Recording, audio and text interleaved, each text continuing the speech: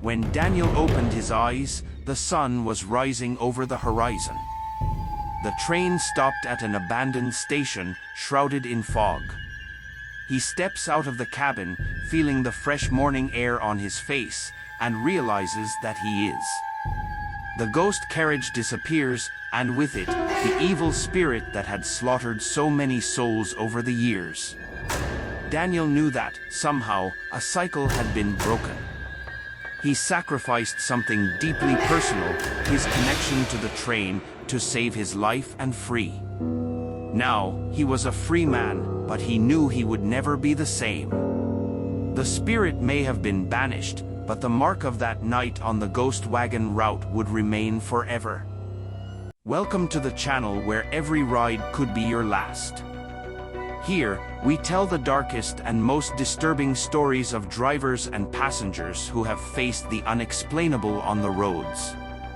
If you like feeling that chill down your spine, subscribe now. Hit the bell so you don't miss any chilling stories, and share them with your brave friends. Get ready, because the next race could be yours. Daniel Walker. He checked a list of cars at the beginning of the trip. It was a simple loading operation. However, when he checked the train's rear view mirror, he noticed something strange. There was a carriage at the end of the train that he didn't recognize. An old carriage, with peeling paint, rusty metal, and broken windows. That car wasn't on the list. The radio next to him crackled, screeching for a few seconds before dying again. Daniel frowned. There was something very wrong that night, an uncomfortable feeling that had been pressing on him since the moment he noticed the carriage. He couldn't explain it, but he felt a presence. Someone, or something, was with him on the train. Tightening the... As I walked through. To the... But then, he heard... Whispers, lows and that's when he saw it. A larger, denser shadow rising at the end of the car. A spirit, but not just any spirit. It was an evil, full presence. It didn't just want to haunt, it wanted to kill. Daniel turned around. The ghost wagon. The crash of the carriage doors closing echoed through the night, and Daniel felt despair tightening his chest. The darkness within the wave seemed to take on a life of its own, as if it enveloped every corner, swallowing any hope of escape. His flashlight blinked intermittently, and the whispers around him intensified, now mixed with muffled screams, as if the souls trapped there reside in eternal pain. He tried to open the door with all his strength, but it wouldn't budge. The old, rusty metal didn't seem willing to let him get away so easily. The feeling of being helped increased. Daniel knew it was there. The flashlight came back on, and when he shone it into the back of the car, he saw something that made his heart almost stop. Bodies. At least that's what it was. Heavy, slow steps, as if someone of blood. Slowly, he turned the flashlight towards the center of the carriage and finally saw the shadow. Tall, dense, your eyes shining with you. Before he could react, the spirit rushed towards him with surreal speed. Daniel threw himself to the side, the flashlight falling from his hands.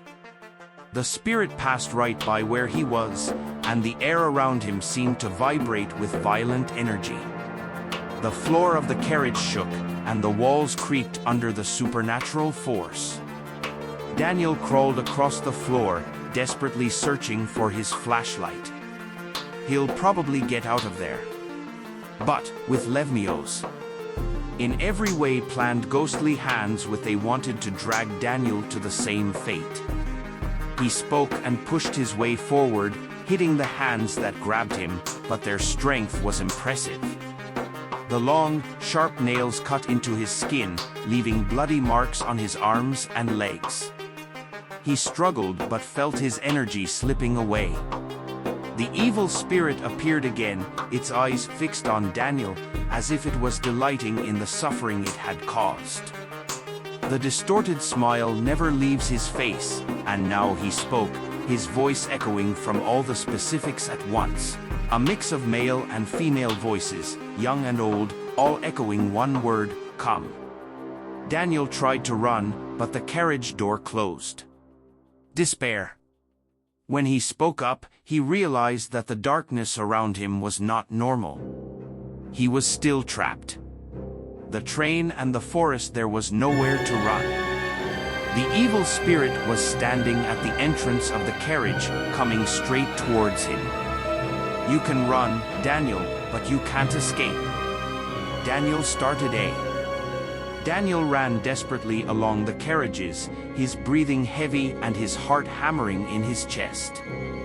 The darkness around him felt alive, as if the train itself was trying to consume him. He hears the screams and wails of the ghosts echoing across the tracks, their voices blending into a macabre chorus of pain and suffering. They were the victims of that spirit, and he knew it would be. The evil spirit didn't stay long. Their footsteps echoed eerily, as if they were walking slowly, savoring Daniel's fear. Even without seeing him, Daniel could feel the presence of the spirit getting closer and closer. It was as if darkness itself was closing in around him, blocking any attempt at escape. Daniel stopped next to another carriage, trying to catch his breath and think of a way to escape. He knew he couldn't keep running forever. I needed to face what was happening. But how? The driver looked at the space next to her. The windows were fogged up, and he could see distorted shadows moving inside. Something called to him, as if that carriage held answers. Reluctantly, Daniel left the carriage door and entered, immediately feeling the heavy air. Inside, the walls were covered in strange symbols etched into rusty metal. They pulsed with a dark energy, as if they held the secret of what had happened on that train. It was a cursed place. In the center of the carriage, he saw something that chilled his blood. An altar made of. Then he saw it. An old, aged book. He quickly flipped through the book, eyes darting across the pages until something caught his eye. A rudimentary drawing of a figure shrouded in shadow, the spirit that pursues him. Below, a text, guardian of death, reaper of souls. He does not rest until the blood is shed. To break the cycle, sacrifices must be made. Daniel turned pale. Sacrifices. Before you could react, the vagina shook violently. The lights flickered, and Daniel felt the temperature drop abruptly. He knew what was happening. The spirit appeared at the carriage door, its presence dominating the space. The red eyes glowed brightly, and the distorted smile was still on his face. You read what I need, Daniel. Now you know you can't escape. The driver backed away, trying to think of a way out, but everything around him seemed to be against him. The carriage, the train, the night itself was controlled by the spirit. I will not be your sacrifice. Daniel. The spirit laughed, a distorted laugh that echoed through the carriage, reverberating off the walls. Everyone said it before you, but everyone ended up. With no other option, Daniel snatched the book from the altar and ran to the opposite side of the carriage. The spirit, now furious, advanced, its footsteps shaking the ground. Daniel was being hunted. The pain in Daniel's arms and legs began to increase, the marks made by the ghostly hands burning into his body. It was as if the evil energy itself was slowly consuming him. He felt the weight of tiredness, but he couldn't stop. Reaching the carriage door, Daniel held tight and walked out, back into the corridor between the carriages. He looked at the tracks stretching ahead. The only thing clear in his mind was that the train needed to stop. But how? He ran forward toward the control booth. The cold wind cut into his face, and he could feel the presence of the spirit getting closer and closer, like a shadow closing around him. When he arrived at the cabin, he entered and immediately began fiddling with the controls. The whispers returned. Now they were deafening, as if 1,000 voices were in his mind, trying to destroy him from the inside out. The spirit appeared at the door, block. Daniel knew he only had one chance. He grabbed the brake lever with all his strength and held it, waiting for the train to finally stop. The deafening sound of the train's brakes echoed through the night, the metal screeching violently as the wheels locked onto the tracks. Daniel held the lever tightly, his heart beating wildly. He knew this was his last chance to escape. The train had to stop. The spirit stood at the cabin door, its red eyes glowing like incandescent arms, and the cruel smile still distorted its face. The evil presence seemed to spread, consuming all the space around Daniel. The intense cold made the driver shiver, but he didn't let go. "Do you think you can stop what I started? Oh, spirit, you are just another piece in this cycle. Your blood will also be spilled." Daniel took a deep breath, feeling the weight of death upon him, but he didn't respond. He knew that arguing with that amount would be no use. The only thing he could do was fight. The train shuddered, slower and slower, until it finally stopped. The silence that fell was crushing, but it only lasted a moment. As soon as the train stopped, the cabin panel lights went out completely, plunging Daniel and his spirit into darkness. For a second, he believed he might have made it. Perhaps, by stopping the train, he broke the curse. But the spirit's laughter, low and distorted, filled the air again. "You don't understand yet, do you? This train never stops. It never really stops." The darkness around him began to twist, and Daniel watched in horror as shadows began to materialize around him. The souls of previous victims, the same ones.